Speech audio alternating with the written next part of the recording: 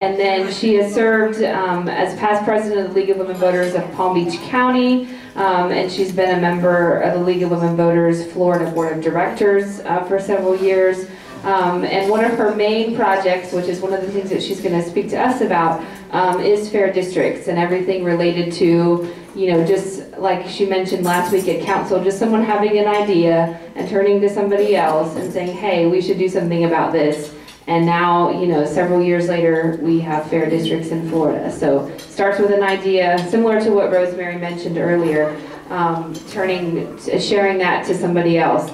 And so that's part of what she's going to talk about. She's also gone on one of the Sisters Across the States delegations, which is the League of Women Voters of Florida's trips to Cuba.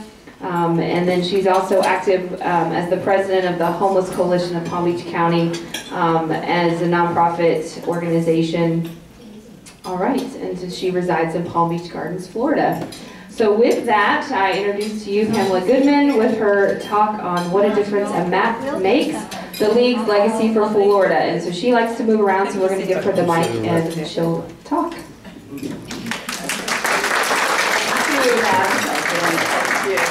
Thank you so much for inviting me here today. It's really been a pleasure. I started out yesterday over in Okaloosa at a lunch, and then I went over to Panama City last night and met with a very large group over there.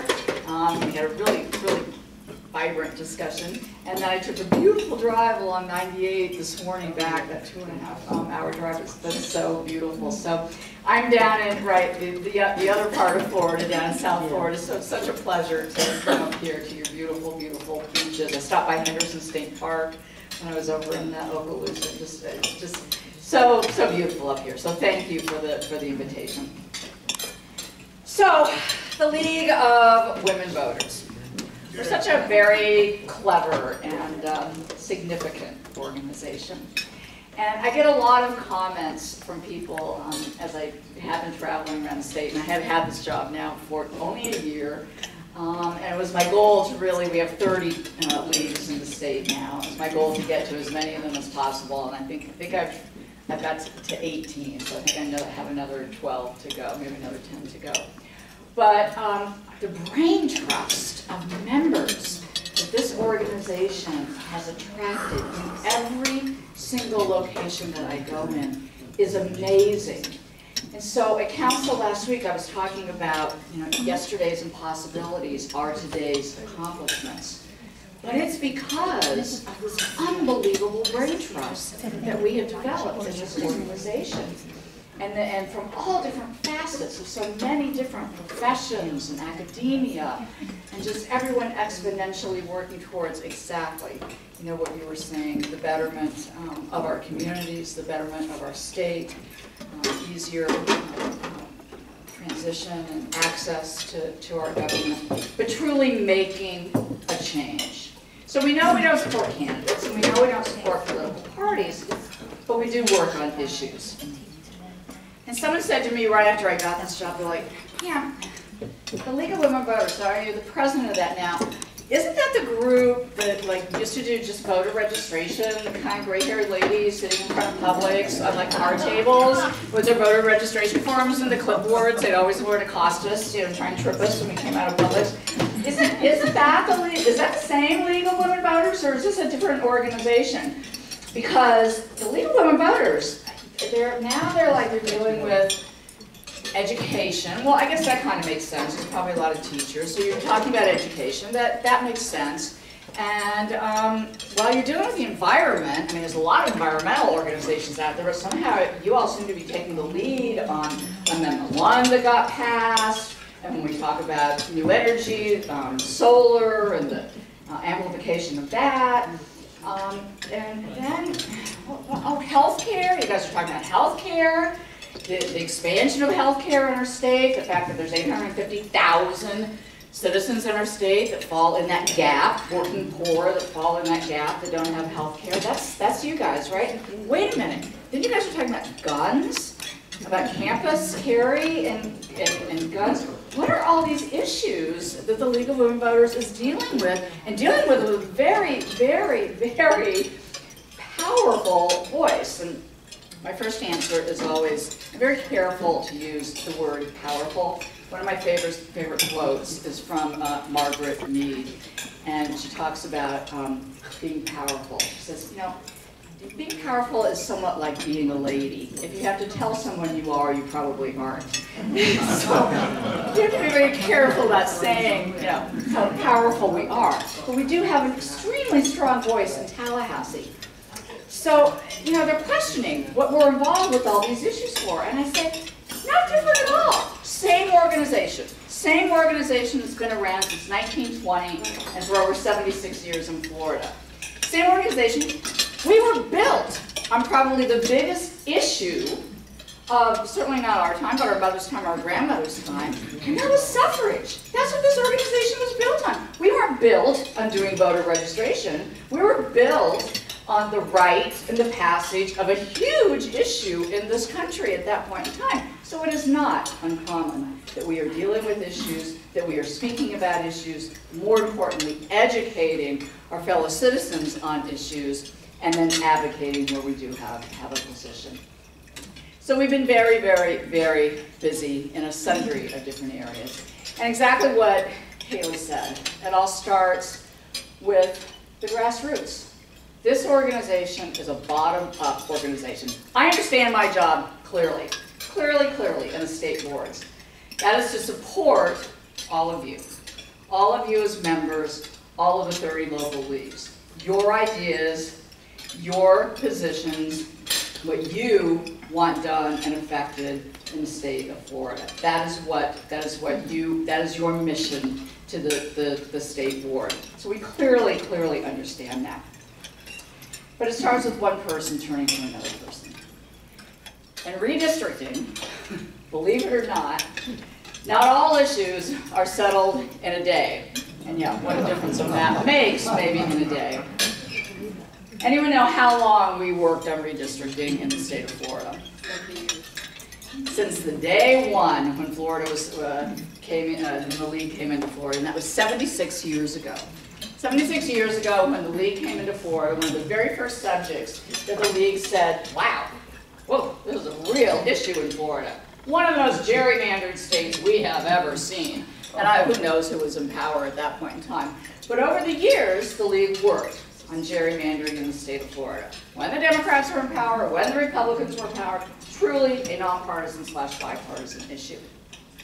And it wasn't until 10 years ago that we finally really got our act together and said, okay, amendments. We're going to get amendments in the Constitution. It doesn't really matter who does the redistricting in our state. What matters is that, first of all, there's rules on how to play the game.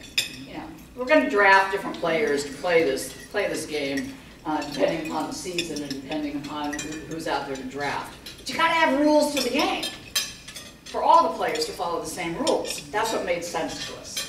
So that was when we drafted Amendments 5 and 6. And I guarantee in this room, probably all of you had some portion to play in that passage, that really monumental passage, because we wouldn't be sitting here today with a different map if we had to pass those amendments that passed back in 2010. We started drafting those in 2006. We started getting them signed by 1.6 million citizens in 2008. They were on the ballot in 2010, and they passed with a voice of 3.1 million voters, a 63% passage. The first for the state of Florida gave standards, rules of the game for our legislators to follow when they drew standards. And our legislators said, great, okay, super.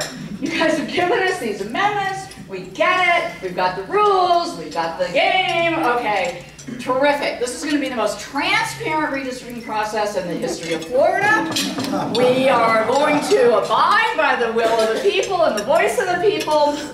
Thank you so much, Florida. Thank you so much, League of Women Voters of Florida, Common Cause, the coalition of organizations that worked on those amendments. And then they filed a lawsuit about a week after that. And that first lawsuit was saying that these amendments were unconstitutional. And that took us on the very first dip and a ride that we had no idea would be more twisting and turning and nauseous at times than any of the biggest ones at Universal or Disneyland. It was in the course of the next couple of years that we realized, particularly after they drew the maps in 2012, that they had no intention of following the voice of 3.1 million voters. More blatantly gerrymandered than ever before, and really a slap in the face, total disregard and disrespect of the will of the people, number one. More importantly, the oath that they took as elected legislators to follow the mandates, all mandates, in the state constitution. They take an oath. I will follow the state constitution as your representative or as your senator. They laughed in the face of these amendments in the Constitution. So the serious litigation began then. And through the circuit courts, congressional maps were the first maps that we fought. And then after that, headed for the Senate maps. So we never fought the House districts, but it was the other two that the litigation was involved in. I was sitting in the courtroom in March of 2015 when our unbelievable litigation team, based out of Orlando, David King, and once again, this was not a cast of thousands. David King and 3 young, terrific attorneys with our lawyer, Ellen Frieden, out of Miami. When they laid out the case of how bad it really was. And we knew it was bad, but it read like a James Patterson novel. The political operatives that were behind the drawing of these maps that were supposed to be so transparent put together, our litigators put together the emails. I mean, the 3 o'clock in the morning, answered at 6 o'clock in the morning. Whose name are we going to submit this map under to make them think that it's a student from FAU when it's really this political operative out of Washington who's connected to another very high donor in the Republican Party. Unbelievable plotting and scheming and lying came forth in the course of that trial. We knew we had them. We knew we were going to win the case. So we should have been happy, but I have to tell you, it was really a sad day. It was a sad day for the state of Florida, and it was sad sitting in that courtroom because, once again, we couldn't believe how egregious the redistricting chairs were.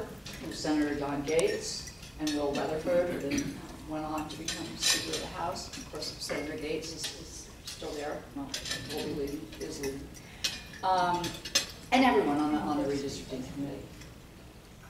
It was that trial that got appealed to the Florida Supreme Court. Ruled in our favor, got appealed to the Florida Supreme Court. And when the decision came down this July, as things really started to ramp up, finally the Florida Supreme Court said this time, because we had a decision the year before that sent them back into special session, that they kind of quickly drew a couple of districts and they went, you know, done, and once again laughed in our faces. This time around, Florida Supreme Court said, no, we've had enough. 8 districts, blatantly gerrymandered, redraw every single one of them. And every single district that connects to those districts, touches it, has any reference to it. And we've had it with the time frame, because that was it. The clock's ticking. These districts were drew in 2012. We had already voted in 2012, 2014, and we were headed to the 3rd election where we would be voting in unfair districts, illegal districts to our Constitution. So the Supreme Court said, in their opinion last summer, all those districts, and don't let this clock tick, has to be done in 100 days. You're going to go into special session, 100 days. Oh, and by the way, we, the Supreme Court, retain the final authority to say whether you did it right or whether you did it wrong. And if you did it wrong, then we're going to draw the maps. Very clear. It was a landmark decision. Landmark, not only that it forced them to give very specific time frames and standards of what to do, but we were going to go to trial with the Senate districts right after that in September. And those Senate districts were just as gerrymandered as those congressional districts, and all the same stories. And Ray said, I want to hear some more dirt, you know, I want to hear some dirt stories. But all the same political operatives, and more so, because those Senate districts, they were protecting themselves. You know, they weren't drawing districts like for the Congress people, somebody else. Now we're talking about your own lifeblood, your own jobs. It was worse. And the Senate saw what came down the pike from that Supreme Court decision, and they said, right before they were going to be deposed, we don't want to go there. And they filed a consent judgment, which basically was a confession that said, yes, we, the Senate of Florida, did draw illegal districts. We did not follow the mandates. We did use political operatives. They are drawn to protect our party. They are drawn to protect incumbents, and we confess. There's negotiation back and forth, and we said, fine, with the court's ruling, one more special session to try and get it right.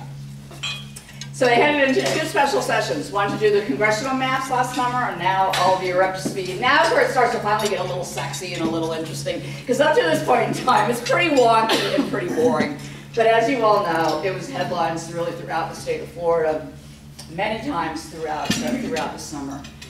And we know the moral of the story, or I hope we do, or the end of the story. The congressional maps, they were unable to draw congressional maps, and these weren't even their own job. They were unable to agree, the House and the Senate, on a congressional map to go back into court with. They finally came up with a couple at the 11th hour, went back into court. The lower court agreed that the map presented by the coalition plaintiffs, which was the League of Women Voters, that were drawn and submitted in court, along with Common Cause, was the acceptable map to that court. They appealed to the Supreme Court, and it was such a lovely new year. On December 31st of 2015, the Florida Supreme Court ruled, final ruling, that the map presented by the coalition plaintiffs, all of you, for those 3.1 million voters,